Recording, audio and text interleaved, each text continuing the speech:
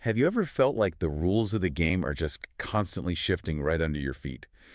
Especially, when it comes to something as big as student loans. Oh, absolutely. It's been dizzying. Yeah. One minute there's a payment pause, the next there's some new plan, then oops, a court blocks it. For Exactly. the past 5 years, it feels like federal student loans have been in this wild state of flux. We've had these unprecedented pauses, temporary relief, court battles, and now um, some really sweeping changes. A real roller coaster. Totally. Hmm. So today, we're taking a deep dive into something that promises maybe a bit more stability, but also presents a whole new set of challenges. It's called the One Big Beautiful Bill Act, or OBBA. Right, OBBBA. That's the focus. Our mission here is to cut through all that noise, clarify the major shifts this act brings, and hopefully equip you with the critical knowledge you need to navigate this new system. It seems more structured, but also, frankly, maybe less generous in some ways. That's a fair assessment. So whether you're a borrower yourself, maybe a parent helping out, or just someone trying to understand this really complex financial landscape, this deep dive is definitely for you. And what's truly significant here, I think, is that OBBA marks a real pivot, a profound one. Oh, so. Well, we're moving from a period of constant, often reactive policy tweaks and adjustments to something more defined, a stricter framework, you would say. Okay. So it's not just about knowing what has changed, but really understanding why these shifts matter for your financial future and how you might need to approach borrowing and repayment differently now. Okay, let's unpack this then. Before COVID hit, the student loan system was already incredibly complicated, wasn't it? Just a mess. Oh, definitely. Very complex. I mean, we're talking about a landscape where by early 2020, 43.1 million Americans carried, $1.54 trillion in student loan debt? Staggering numbers. And that was a 90% increase in just a decade. So what was the core problem with that pre-COVID system? I know there were options, but Well, the system before 2020 was, as you said, complex. We had what lots of people called an alphabet soup of these income-driven repayment plans, IDR plans. right, the acronyms. ICR, IBR, payee, repay. Exactly.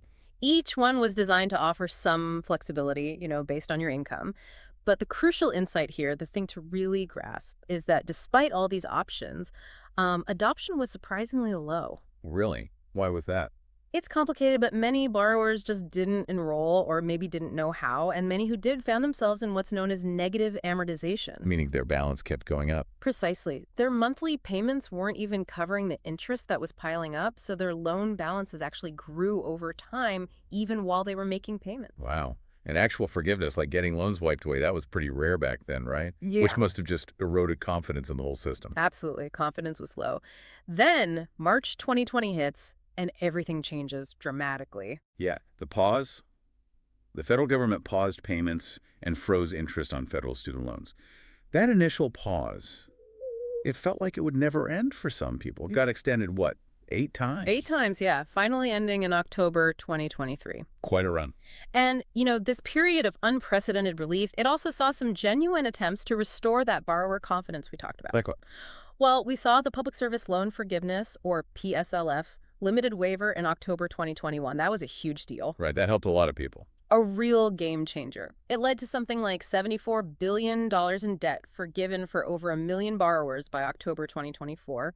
And then there was the IDR adjustment in April 2022, which helped folks with older federal family education loans, the FFEL loans, consolidate and get credit for past payments towards forgiveness. Okay, so some positive steps, but the journey was far from smooth, right? I mean, many of us remember the attempted one-time debt cancellation. Oh, yes, the Biden administration's plan. They tried to offer up to $20,000 in relief for eligible borrowers. But then the Supreme Court stepped in, summer 2023, and blocked it. Correct. That was a major roadblock. So what happened right after that SCOTUS ruling? What was the next move? I remember something new popped up almost immediately. Yeah, right after the Supreme Court's decision, the Department of Education launched the SAVE plan, Saving on a Valuable Education. And that one got a lot of attention. Okay. What was so groundbreaking about SAVE? Nearly 8 million people signed up, didn't they? They did. It was groundbreaking because it offered, for many, $0 monthly payments, especially for lower income borrowers. And maybe even more importantly, it had a full interest subsidy. Meaning your balance wouldn't grow from unpaid interest. Exactly. That was the key promise. But then, the pattern continued. In July 2024, yet another court injunction blocked the full implementation of SAVE. Oh, man. So what happened to those nearly 8 million people? Well, affected borrowers were placed into what's called administrative forbearance. And critically, during that forbearance, their payments or non-payments didn't count towards forgiveness. So just more confusion. Right. This constant policy back and forth. Mm. It just left borrowers completely unsure. Yeah, how could you even plan? Exactly. Unsure how to proceed. Especially those relying on forgiveness or those suddenly stuck in this forbearance limbo. It really highlights the instability that's defined the whole student loan landscape recently. Okay, so out of all that chaos, we finally get the One Big Beautiful Bill Act, OBBBA. You said this brings a really meaningful shift in the whole structure, right? Especially for future borrowing. Yes, a very meaningful shift. It's restructuring things significantly. Let's start with borrowing limits then. What are the really dramatic changes there? Okay, so OBBA introduces firm caps on certain loan types. This is the first time in decades for some of these. Now, undergraduate borrowing limits, those remain pretty much the same. Would you? $27,000 over 4 years typically, maybe up to $31,000 if your degree takes longer, but the landscape for other loans fundamentally altered. Okay, give us an example. Parent PLUS loans, huge change here. They're now capped at $20,000 per child per year, and there's a new $65,000 lifetime cap per student. Wow, a lifetime cap. When did they get rid of caps before? The annual and lifetime caps on parent PLUS were actually eliminated way back in 1992, so bringing them back and at these levels is a massive shift. That is monumental for parents planning to help fund college. Yeah. Okay, what about graduate students? How are they affected? Graduate PLUS loans, they're gone. Eliminated entirely. Really? So what's left for grad students federally? Direct unsubsidized loans become the sole federal source, and those have existing caps, $2,500 annually for most programs, maybe $50,000 for certain professional degrees like medicine or law. And there's another cap too, isn't there? A combined one. Yes, that's another first. A new combined lifetime cap of $257,500 across all federal loan programs you might borrow for yourself. So, undergraduate and graduate direct loans combined. But that cap excludes parent PLUS loans. Wow. Okay, so borrowing is definitely much more restricted overall. I think I read there are some interim exceptions for students who are already in school. That's right. There's a bit of a transition. Students already enrolled in a program as of July 1st, 2026 may be able to continue borrowing under the old higher limits or lack thereof for up to 3 more academic years or until they finish their current program, whichever comes first. Okay, so a little bit of a cushion for current students. A slight reprieve, yes. But ultimately, these new, tighter limits are the new reality going forward. Okay, so beyond just how much you can borrow, OBBA also fundamentally reshapes how you'll pay it back. What are the big changes to repayment plans? This seems huge, too. It is a major shift. Okay, so for borrowers entering repayment on or after July 1st, 2026, that's the key date, the default standard repayment plan won't just be 10 years anymore. What will it be? It will now be balance-based. So depending on how much you owe, your standard plan could range anywhere from 10 up to 25 years. 25 years as the standard plan. Potentially, yes, for higher balances. And this raises a really important question, especially for people aiming for public service loan forgiveness, PSLF. Why is that? Because, by statute, only payments made on a 10-year standard repayment plan count towards PSLF. Ah, okay. So if you're put on one of these longer, say, 20-year standard plans, your payments won't count for PSLF. You will not earn PSLF credit unless you proactively switch out of that longer standard plan and into an eligible income-driven repayment plan. That's a critical detail. People need to be really aware of that. What else is changing with repayment? Well, the Act also completely eliminates the old extended and graduated repayment plans. Those are just gone. Okay, so it sounds like that alphabet soup of IDR plans we mentioned earlier is finally getting a serious trim. What's the IDR landscape going to look like now? It's a dramatic reduction, really simplifies things in one way. By July 1st, 2028, the old ICR, PYE, and the troubled SAVE plans will all be phased out for new enrollments. So what's left? Going forward, borrowers will essentially have only 2 main income-driven repayment options. There's old and new income-based repayment, IBR, And then there's the brand new Repayment Assistance Plan, or RAP.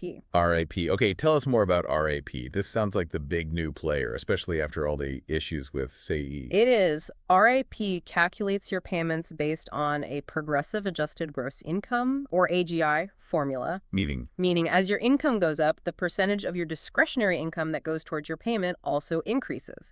There's a $10 minimum payment for very low-income borrowers, and there's another nice feature, a $50 per month reduction in your required payment for each dependent child you have. Okay, that helps families. But what's the really standout feature of RAP? The most significant benefit, and this truly sets it apart, especially compared to older plans, is that RAP fully subsidizes any unpaid interest each month. Fully subsidizes. So it eliminates that negative amortization problem. Completely. It eliminates negative amortization. So let me get this straight.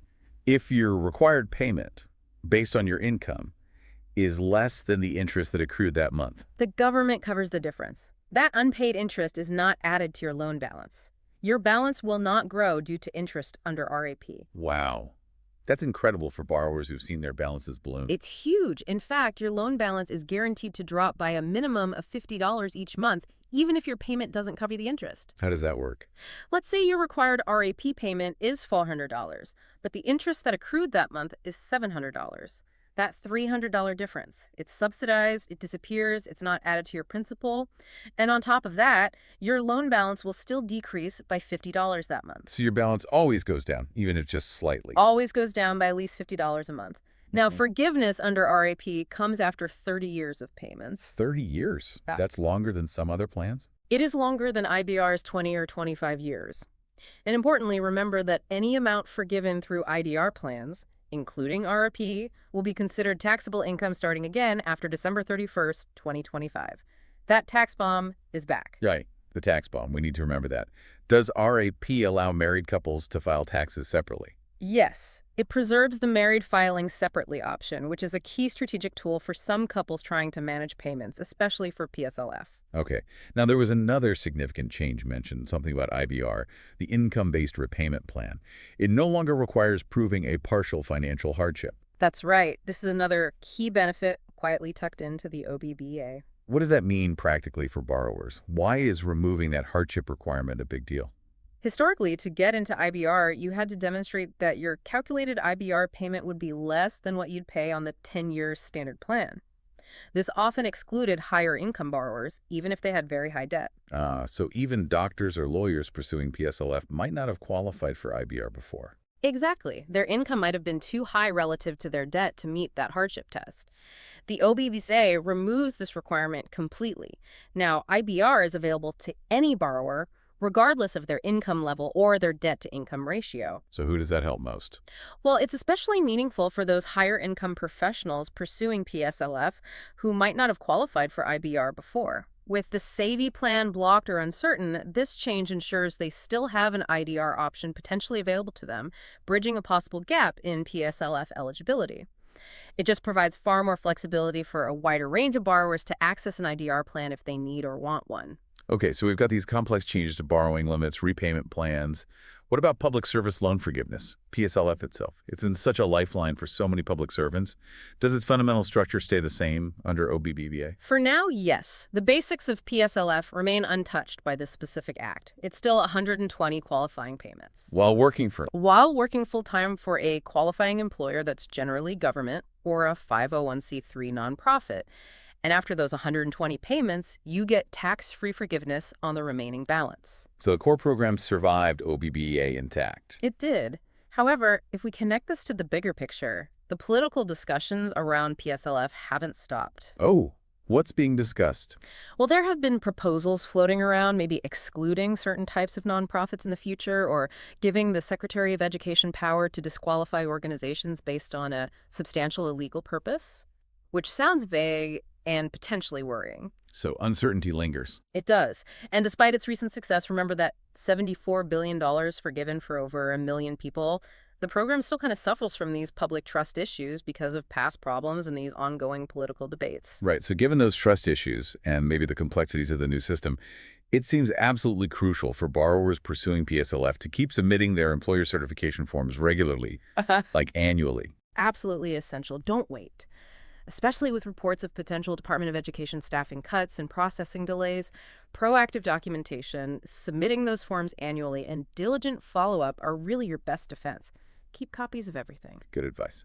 Okay, and speaking of forgiveness, let's circle back to the IDR plans, like RAP and IBR. You mentioned the tax bomb is coming back for IDR forgiveness, not PSLF, but IDR forgiveness. It's taxable income, again, starting January 1st, 2026. So what does this mean for your long-term plan if you're aiming for IDR forgiveness? This is a really critical consideration, that tax implication. While RAP's full interest subsidy is a major plus, it means the amount eventually forgiven might be smaller because your balance didn't grow as much. Right. Its 30-year repayment term is significantly longer than IBR's 20 or 25 years. So you're making payments for potentially an extra decade. And then, when forgiveness does happen, after those 3 decades, that forgiven amount gets added to your income for that year and taxed. It means you could face a really significant tax bill, maybe tens or even hundreds of thousands of dollars, on money you never actually saw in your bank account. It's like a second financial hurdle right at the finish line. oof, that requires serious planning. It's just clear that proactive planning is more crucial than ever now, especially if you're transitioning from an old plan like, say, VE or pursuing any kind of forgiveness. You really have to match your repayment approach to your long-term goals. Exactly. It's all about strategy now. Can you maybe walk us through a few different scenarios just to illustrate how people might make these strategic choices in the real world? Sure. Let's look at a few examples based on the source material. Take Chris. He's 37, mid-career, works in public service, married with 2 kids. He's got $180,000 in law school loans, all taken out before 2014, so he's eligible for old IBR. His adjusted gross income, AGI, is $75,000, but his spouse makes $150,000. They file taxes separately to manage his payments. He had about 80 PSLF credits built up, but was put on the SAV pause because of the injunction. So what should Chris do now? For Chris, the recommendation would be to switch to old IBR immediately. This gets him back on track earning PSLF credits. His payment would be around 453 PARs a month based on his income alone. And what about RAP when it becomes available? Good question. Once RAP is fully available, he could potentially switch to that and lower his payment even further, maybe to around $337 a month because of the RAP formula and the dependent deduction. But there's a catch with filing separately, right? Yes, the key consideration for Chris and his spouse is that filing taxes separately lowers his loan payment, which is good for PSLF, but it could mean a higher overall household tax bill because they lose some benefits of filing jointly. That's a trade-off they need to weigh carefully every year. Also, there was mention of the PSLF buyback program allowing people to buy past periods that might be at risk, so relying on that could be iffy. Right, that annual tax filing decision becomes really strategic. Okay, different scenario. What about Juniper? A young vet in private practice. Okay, Juniper. She's 27, single, no kids. She has $230,000 in federal loans from vet school, borrowed after 2014, which makes her eligible for new IBR. And new IBR is? New IBR calculates payments at 10% of discretionary income and offers forgiveness after 20 years of payments, not 25 like old IBR for grad loans. Her salary is $120,000. She had enrolled in SAVE right after graduating. So what's the play for Juniper? For Juniper, the recommendation is likely to enroll in new IBR. Her payment would be around $804 a month. Why not RAP with the interest subsidy? Because new IBR offers forgiveness after 20 years. RAP's forgiveness is after 30 years. Even though RAP stops interest growth, getting forgiveness a decade sooner under new IBR is probably more beneficial for her in the long run, financially, unless her income skyrockets incredibly fast. She'd pay more overall waiting for RAP's 30-year forgiveness. Makes sense. The timeline matters. Okay, one more. What about someone at the other end of the income scale? A high-income physician pursuing PSLF. Right, let's look at Rowan. Single physician, no kids, earning $450,000 a year.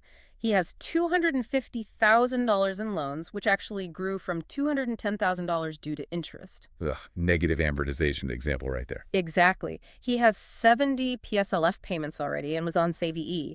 Because his loans are older, he's only eligible for old IBR, which has 25-year forgiveness for grad loans, and the new RP plan. So old IBR or REP, what's best for Rowan? For Rowan, the strong recommendation is to switch to old IBR immediately. Why? Because old IBR has a crucial feature for high earners. The payment is capped. It can never be more than what the 10-year standard plan payment would have been when he entered repayment. The payment cap. Yes. So his old IBR payment would be capped at around $2,331 per month. If he went on to RAP, because his income is so high, his payment would be calculated based on that income and would be substantially higher, estimated around $3,750 per month, with absolutely no additional benefit for PSLF. He just needs 120 payments. So sticking with the capped IBR payment saves him over $1,400 a month while still working towards PSLF. Precisely. He stays on IBR, minimizes his monthly payments due to the cap, and continues progressing towards tax-free forgiveness. These examples really drive home how complex the strategy can be. Mm-hmm. And it underlines that point from the source material, a kind of nerd note warning. Yes. Loan servicers can make mistakes. You absolutely have to be your own advocate. Follow up, review every piece of correspondence, document everything, take screenshots of your payment counts and progress. Couldn't agree more. It's your financial future on the line. Vigilance is key. Now let's shift gears slightly to a group that our sources say is particularly, maybe severely impacted by these OBBBA changes. Parent PLUS borrowers. There's a really urgent deadline looming for them, isn't there? There is. This is a truly critical window, and it's closing fast for parent PLIS borrowers. Historically, as we touched on, they've had very limited IDR options, basically just the Income Contingent Repayment Plan, ICR. Okay, so what's the deadline they need to hit? The essential deadline is this. Parent PLS borrowers who are not currently on an IDR plan, like ICR, must consolidate their existing parent PLS loans into a direct consolidation loan and enroll that consolidation loan in ICR before July 1st, 2026. Okay, consolidate and enroll in ICR before July 1st, 2026. What happens if they miss that deadline? What are the consequences? The consequences are significant. After July 1st, 2026, no new enrollments in any IDR plan will be allowed for loans that contain parent PLUS debt, period. So they lose access to income-driven options entirely if they don't act now. For those existing loans, yes, if they aren't already consolidated and enrolled by the deadline. And any new parent PLUS loans taken out after the caps kick in, those will only be eligible for standard repayment plans. No IDR access at all for new parent PLUS loans, which also means no path to IDR-based forgiveness or PSLF for those new loans. Wow. Okay, but there's an even trickier part for parents who have kids currently in college, right? Something about taking out new loans. Yes, this is a really unique and challenging trap. If a parent has already consolidated older parent PLUS loans and gotten them onto an IDR plan before the deadline, but then they take out a new parent PLUS loan for that child or another child after July 1st, 2026. What happens? Taking out that new parent PLUS loan, which itself isn't eligible for IDR, can actually disqualify their existing consolidated parent PLUS loans from continuing on their IDR plan.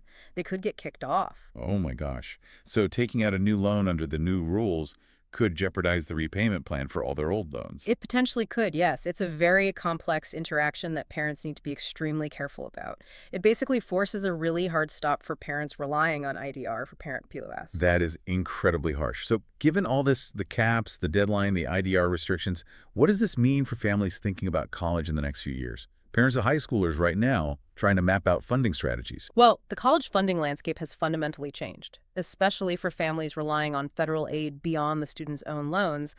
That new $65,000 lifetime cap on parent PLUS loans is a major constraint. How does that stack up? Think about it. If an undergraduate student borrows their federal maximum, say $27,000 over 4 years, and the parent borrows their maximum parent PLUS amount, $65,000. The total federal borrowing available for that student's undergraduate degree is $92,000. $92,000 total. That sounds like a lot, but... For many private colleges, and even some public ones, $92,000 is less than the cost of a single year. Wow. That puts it in perspective. So what's the practical impact of hitting that federal borrowing wall so much sooner? We have to expect a significant increase in the use of private student loans to fill the gap. And private loans, as you know, typically come with higher interest rates, much stricter repayment terms, and absolutely no access to federal forgiveness programs like PSLF or IDR. And those new parent PLUS loans themselves, the ones under the cap. They have no IDR access whatsoever. They will require full repayment, likely based on a standard term, regardless of what happens to the parent's income, later job loss, disability, retirement. The safety net of IDR is gone for new parent PLUS borrowing. It just removes so much flexibility. It really does. The source material shared a really poignant real-world anecdote. Yeah. An unmarried couple, they have 2 teenagers heading towards college soon. Their plan had been for the lower-earning parent to take out the parent PLUS loans and then manage the repayment using an IDR plan like ICR. A common strategy before. Exactly. But now, that strategy is completely off the table because of the IDR restrictions and the caps. They've had to completely rethink their entire college funding approach, likely involving more private loans or potentially limiting college choices.